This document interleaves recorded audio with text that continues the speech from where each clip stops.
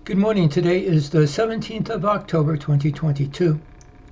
Last week was Columbus Day, and since there were so many groups using the holiday for their own political purposes, and since so much of that falls within the boundaries of our anecdotes, it seems appropriate to stop and have a talk about it.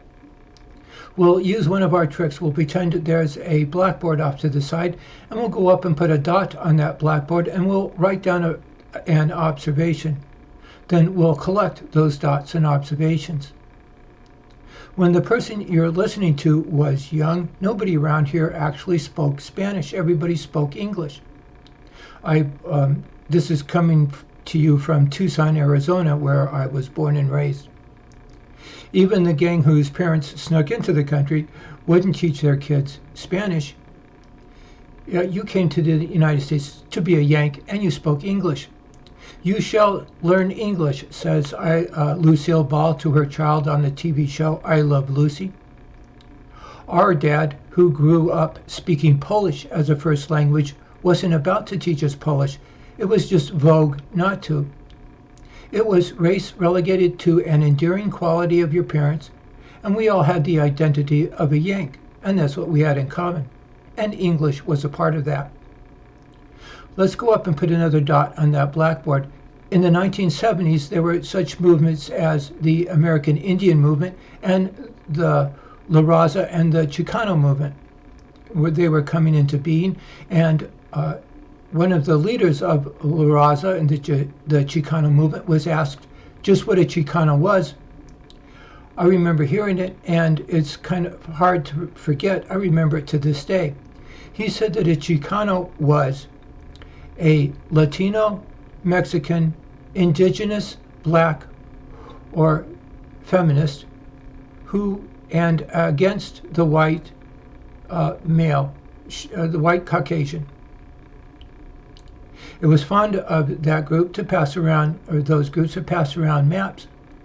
And on those maps, this part of the country was part of Mexico, the upper part of the United States was part of Canada, and the United States simply disappeared. Let's go up and put another dot on that blackboard. In the 1970s, we had a governor named Raul Castro. And when he got into his 90s, a few decades later, he was given a speech to an Hispanic group, and they filmed the speech and put it on the local cable access. The speaker who introduced him was talking about how they were trying to change the demographics, he says, bobbing his head up and down, like a stereotypical tough guy. Raul Castro came on and started talking, and he was talking about how good Fidel Castro was, and that even though the United States was so much bigger, how many presidents had come and gone, but Fidel Castro was still there. Then he just shrugged his shoulders and said, "See, it works." Let's put another dot on the blackboard. One of the local schools that was run by the public school system, it was the school I actually went to junior high in, they started teaching everybody in Spanish instead of English. And somebody had found out that they weren't just teaching the students in Spanish, they were teaching the students that this area was part of Mexico, and it was taken over unjustly by the white guys. They had to put a stop to it. But they didn't fire the teachers, and it wasn't just a one-teacher thing, it was an institutional thing.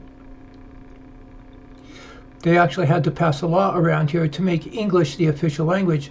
I remember voting for that law, and in the most stereotypical fashion, you looked, when you went to vote for that law, it said English was the official language, and then in fine print, it said something to the effect of, unless you chose otherwise.